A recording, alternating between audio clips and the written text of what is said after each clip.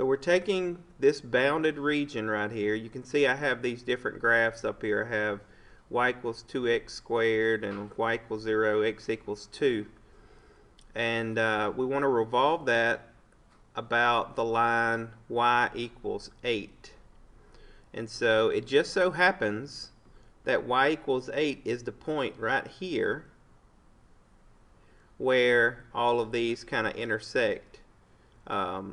And so if I revolve around y equals 8, imagine me taking this figure right here and revolving it around that line. It would, oh, it's not, sorry. It would make a bowl-shaped figure, right? If I was to take it and revolve it about this line here, it would definitely be missing some stuff in there. It wouldn't be a solid figure. And so when that's the case, you want to use the washer method, which has an outer radius and an inner radius. Sometimes one or the other may be a constant, so it may not change at all. Like, for example, the outer radius here, the outside of the figure, you see it's going to be this straight line. It's going to stay the same, so it's just the distance between here and here. Alright, and we know if that's y equals 8, then that distance is what? Is that 8? Okay, so the outer radius is 8. Now the inner radius is going to depend on where you are, and it's important that you're able to sketch these things because you're going to see maybe something here that's a little different from the previous problems. So if I was just to take this curve as my radius, is that going to give me what I would need? That's what I have to figure out. So let's just say, which curve is this? This is the 2x squared. So let's say that I put 2x squared as my inner radius. Now it's important that I check and make sure that that's going to be my inner radius. If you don't check, more than likely on a problem like this you're going to make a mistake and not get it right. If you're not just revolving around the y or revolving around the x, a lot of times the inner or outer radius, you have to adjust the equation so that it actually fits the figure. So the way that I usually check is I look at places where even with the inner radius, right here, I know that this is 8 units. So without a shadow of a doubt, I know that the distance from here to here is 8 units because that's the line y equals 8. So right here, when x equals what? What does x equal here? 0. So when x equals 0, if I plug that into my equation for my inner radius, I should get 8. Alright, let me repeat that. Right here, x equals 0. So whatever equation that I have down for my inner radius, when I plug in a 0, I should get 8. But if I come over here, remember this lowercase r, that's our inner radius. If I come over here and plug in a 0, I get 0. Okay? Now let's check one more place that we know for sure what the radius would be. This is the inner radius here. Now if I'm right here on the inner radius, right here where all of these intersect, the radius should be 0. Think about it. Whenever you revolve this figure, right here in the middle here, there's going to be no radius. So what is x equal to there? 2. This is the line x equals 2 right here. So when x equals 2, my inner radius should equal 0. So if I come back over here to my inner radius formula and I let x equal 2, actually get 8. So that tells me that I need to change my equation for my inner radius. Alright, and so did anyone figure it out? So if I make my inner radius 8 minus 2x squared, Let's see then, let's go back and check the two places of the inner radius where we're for sure we know the distances.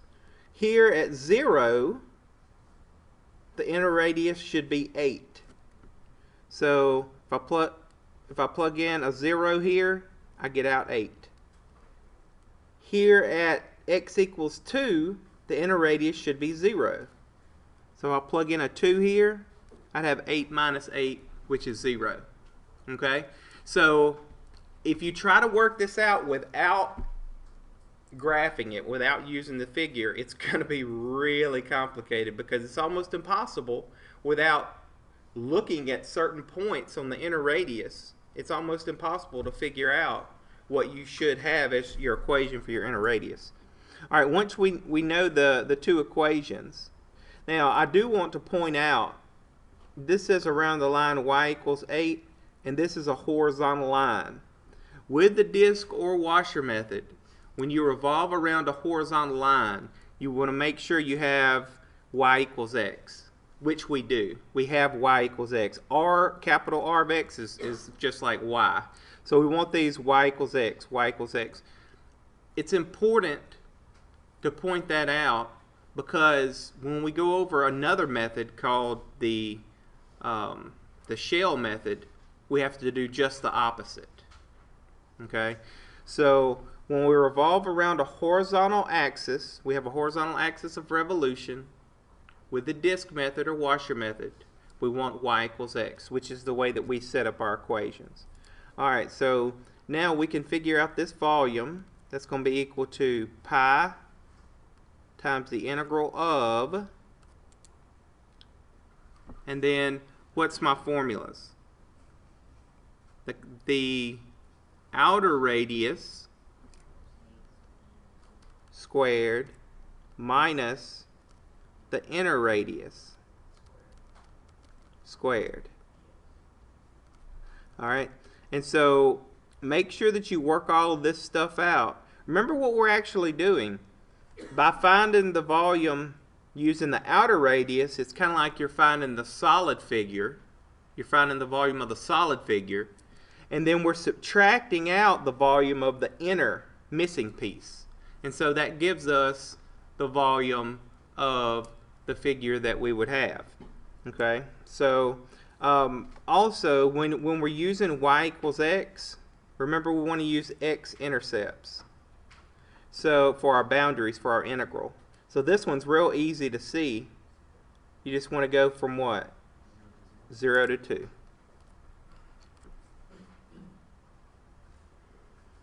Alright, so now we just need to work out the integral. Hopefully that's not the tough part. Remember, whenever you square a binomial, you have to FOIL that out. So it's 8 minus 2x squared times 8 minus 2x squared. Okay, so it's going to be minus, and whatever you get whenever you FOIL that out, you have to subtract it all. That's going to be 64. Then we're going to have minus 16x squared minus 16x squared. So that's minus 32x squared. And then we're going to have plus 4x to the fourth.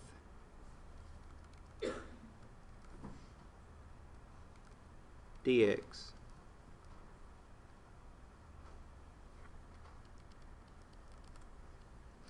Alright, so you might want to go ahead and write underneath here, you could distribute that negative. So you have minus 64 plus 32x squared minus 4x to the fourth. Alright, we just changed the signs of all the numbers. And then you see I have a 64 minus 64. So those two are going to cancel out. Alright, so we're going to have the integral of 32x squared minus 4x to the fourth dx. We're going to evaluate that from 0 to 2. Now remember, this is a volume, so if I work this out and I get something that's negative, then I probably messed up somewhere. Alright, so integrate each one of those. So that's going to be 32 over 3x cubed minus 4 over 5x to the 5th, evaluated from 0 to 2.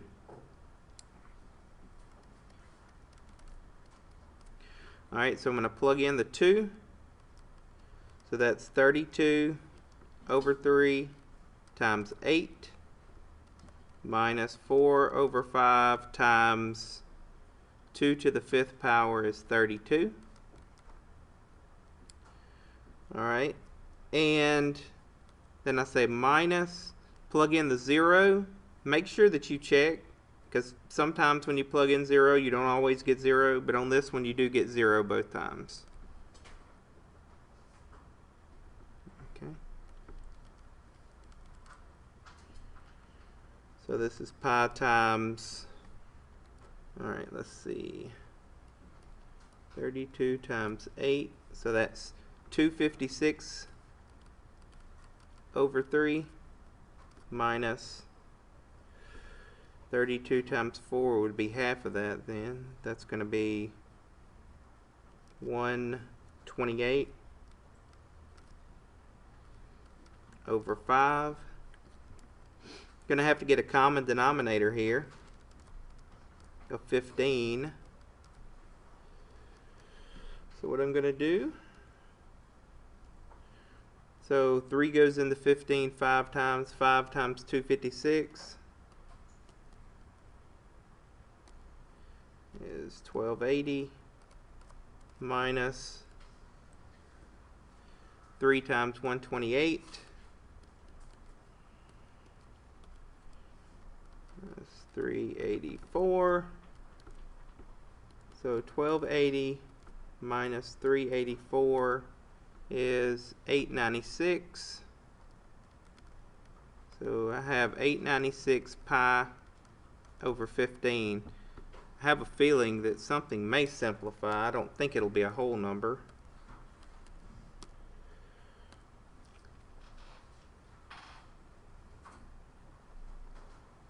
Will that simplify? Maybe, maybe not. Can't divide it by 3. You can't divide it by 5. No. Alright, so that's your answer. This seems pretty large for an answer, though.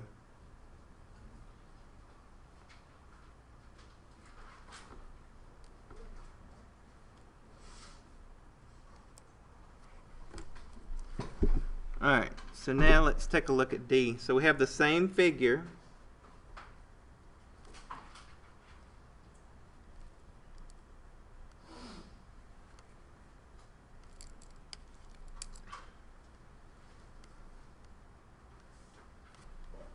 Alright, so it's the same region here, except we want to revolve it about the line x equals 2. And that happens to be this part here, x equals 2. Okay, so let's think about what the figure would look like if we revolved it about x equals 2. Would we be missing anything? No, it would be a solid figure, right? So now this is a vertical axis of revolution, and with a vertical axis of revolution we want x equals y. Okay, so any equation that I come up with, I need to make sure it's in the form x equals y. Also, we want to use the y intersection points. So I want to look, you know, the bottom here and then the top here. Okay. Now, since I don't have any missing pieces, this is going to be just a regular disk method. And the outer radius, the outside of the figure here, let's see if we can figure out an equation for that. Well, y equals 2x squared is the equation of this line, and if I take that and I solve for x, then y over 2 equals x squared, so x equals the square root of y over 2. Okay. Now I am going to check and make sure when I revolve around the line x equals 2 that whatever equation I come up with, the radius is what it's supposed to be at different points. So what I'm saying is, usually what I do whenever I do any radii is I start and I just write down the equation. So I'm going to write down just the square root of y over 2. Now what I need to do is right here at y equals 8, this is y equals 8 right here. What's the radius of the figure going to be once it's revolved? 0. Okay? So I know when y equals 8, I should get an answer of 0 for my radius. Now what about down here when y equals 0? What's my radius? What's the distance from here to here? 2. So when y equals 0, I should get a radius of 2. And when y equals 8, I should have a radius of 0. And so if I come over here and I plug in 8 for my y, 8 divided by 2 is 4. The square root of 4 is 2. Okay, well I want 0. But then down here, if I plug in y equals 0, I get the square root of 0 is 0. I want 2. So I use the same logic that I had on the last part. I need to say 2 minus the square root of y over 2. So let's double check again and make sure we're getting what we're supposed to get. When y equals 8, I should get a radius of 0. So if I plug in an 8, 8 divided by 2 is 4. The square root of 4 is 2. 2 minus 2 is 0. When I plug in a 0, 2 minus the square root of 0 is 2. Alright, so this is the formula that would give me the outer radius, or really just the radius of the figure. Okay, so now I can find the volume. Volume equals pi times the integral of 2 minus the square root of y over 2 squared dy from what to what? Since this is x equals y, 0 to 8. Be careful whenever you square this. Okay, so that's going to be pi times the integral of, this is 4. Alright, now I say this times this and this times this. So it's going to be minus 4 square roots of y over 2 plus, when you say this thing times itself, y over 2. Now some students I've had, even really good students, get here, but then whenever they start to integrate, they can integrate the first term and integrate the last term, but they have trouble with this middle term here. And that's because it's just a little different. It's not, you know, it's not written in the way that we need it to integrate it. Remember, whenever you take the square root of something, that's the same thing as raising something to the 1/2 power. Okay? And when you take the square root of a fraction, that's the square root of the numerator over the square root of the denominator. So I'm just going to expand here where I had this right here, x equals that. That's the same thing as the square root of y over the square root of 2, or y to the 1/2 power over the square root of 2. Okay, so when you integrate, you have a constant of 1 over the square root of 2 in front, and you just integrate the y to the 1/2 power. Now I do have a 4 there, so there will be a 4 in front. So this is pi times, it's going to be 4y minus, I have 4 square roots of 2, and then I have to integrate the y to the 1/2. So what does that become? Add 1 to the power So it's going to be y to the 3/2 divided by 3/2 or multiplied by 2/3. So I have this 2/3 in front here. Okay, and I have all this. That's a constant. I'm just multiplying all that stuff. Plus, integrate y to the first power. I have a 1/2 in front, so it's going to be y squared over what? 4 when you divide it by 2. Right? 2 times 2 is 4. And that's all evaluated from 0 to 8. Okay. So I'm going to plug in an 8. 4 times 8 is 32. Minus, I'm going to plug in an 8 here. What does 3/2 mean? That means the square root cubed. Alright, I'm going to actually leave that for now. We'll leave this as this big crazy term. That's going to be 8 to the 3/2 power, and we'll come back and we'll simplify all that. Plus 8 squared is 64. 64 divided by 4 is what? 16?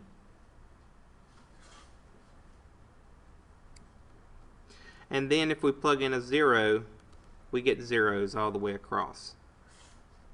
Okay, so now we just have to simplify this stuff. Alright, so let's tackle this big thing.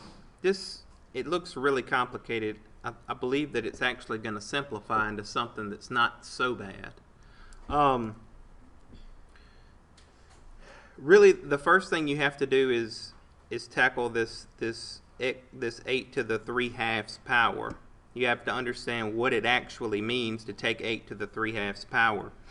And so what I'm going to do, I'm going to do that over here. So if I have 8 to the 3/2 power, that's the square root of 8 cubed. And the square root of 8 is 2 square roots of 2.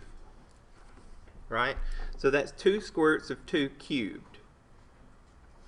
So that's 2 cubed times the square root of 2 cubed. You know, it'd be 2 square roots of 2 times 2 square roots of 2 times 2 square roots of 2.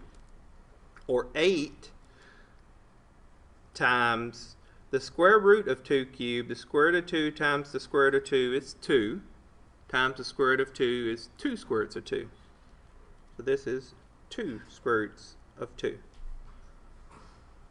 8 times 2 is 16. So that's 16 square roots of 2. Now, I purposefully left this thing separated and didn't multiply anything. You notice I didn't rationalize the denominator because I've worked this problem before, and I realized that once I plug this back in right here, the square root of 2's are going to cancel out. Since you're multiplying, all those will cancel out. So I'm going to plug it in. So 32 minus, even if you were to rationalize, it would eventually simplify, and you would get the same answer as we're about to get in a second. So that's 16 square roots of 2. So then these you could cancel out.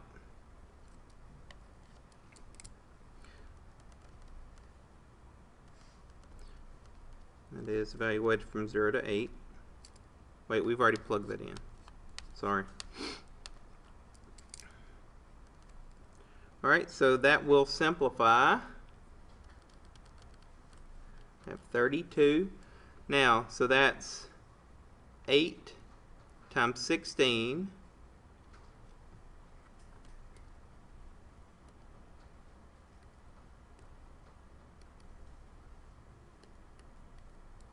(128 over 3). And then plus 16. Alright, so that's pi times 48 minus 128 over 3. Now, if I get something, remember, again, this is an application problem, this is a volume problem, so if I get something that is negative, then I messed up somewhere. Alright, so I need to make this thirds.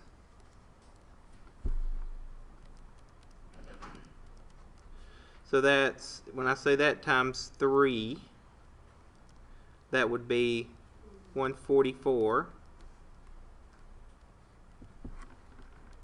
Okay, so 144 minus 128, that's 16. So it's pi times 16 thirds, or 16 pi over 3. So that's the volume, 16 pi over 3.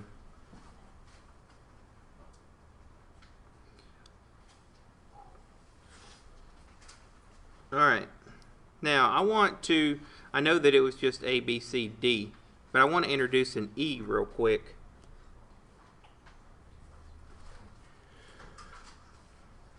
Because as I was working this out, I realized that we had not worked any where we revolve around a line when there's a little space there.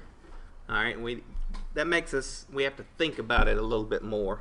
So I'm gonna say E is gonna be, how about the line Y equals 10.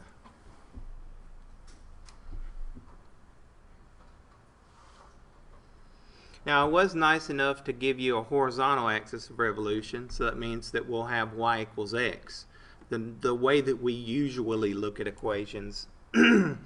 So I'm going to sketch this thing again really quick.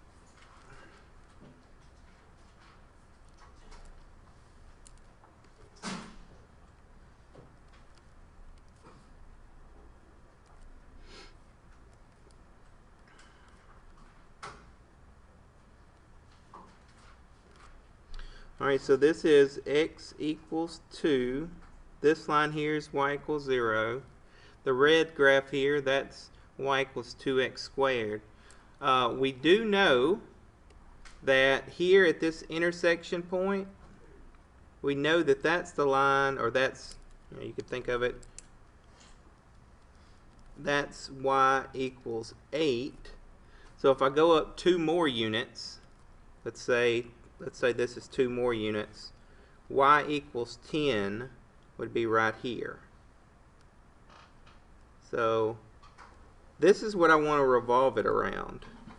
And what am I talking about? What's the it? I want to revolve this.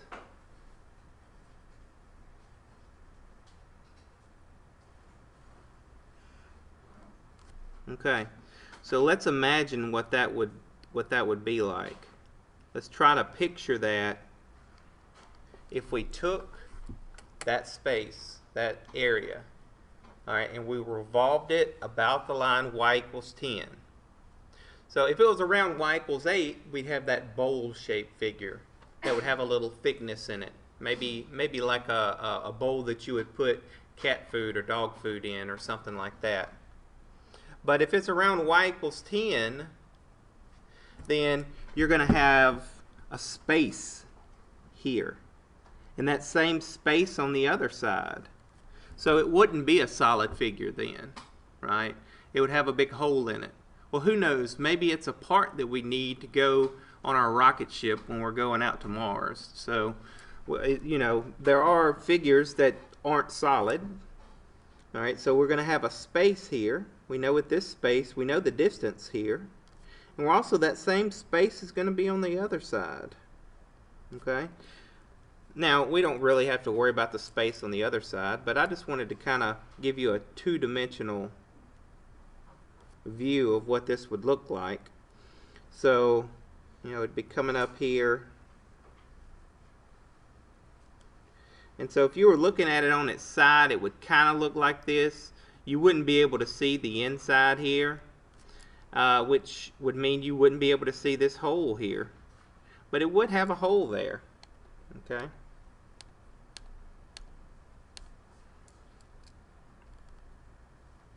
Okay. So we can still figure out the volume of this figure. It's just that we have to be careful with our equations that we use. Okay, so we are going to have an outer and inner radius.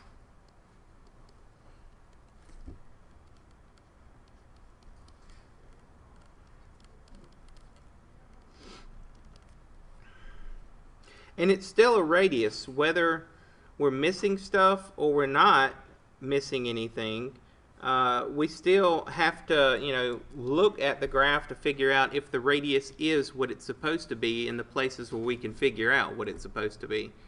So the outer radius, think about the entire figure from the bottom all the way to the top. The radius, of course, is halfway, right, for any of the discs. So the distance from here to here for the outer radius is going to be what? It's not going to change, is it? It's going to be 10. Now the inner radius is a little trickier. You remember how it was a little different whenever it was y equals 8. Well, when it's y equals 10, we have those 2 extra units to worry about. Okay? So, but let's look at those 2 key points that we talked about last time.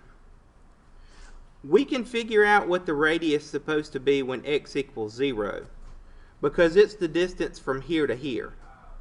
So whatever equation that I come up with, when x equals 0, I should get 10. And then when x equals 2, right here, what's the radius going to be? That's right, because the distance between here and here, the reason why it's not 2 because this is 2, it's 2 because between y equals 8 and y equals 10, that's a distance of 2 units. Okay? So when x equals 0, the radius is 10. When x equals 2, the radius is 2. So we have to figure out an equation that would satisfy those conditions. And let's see if 10 minus 2x squared gives us what we need. So right here, the radius will be 10. So that's x equals 0. So if I plug in a 0, I get 10. Right here, the radius will be 2. So when x equals 2, if I plug in a 2, that's 8. So 10 minus 8 is 2. All right, so that means that my equations are correct. Now the rest of this, I'm not going to work out the integral, but the volume would be pi times the integral. What's my boundaries? 0 to 2 of 10 squared minus 10 minus 2x squared squared dx. Okay, so you might want to continue working this out and see if your figure is very similar, probably just a little bit larger than the one that we got whenever we revolved around the line y equals 8.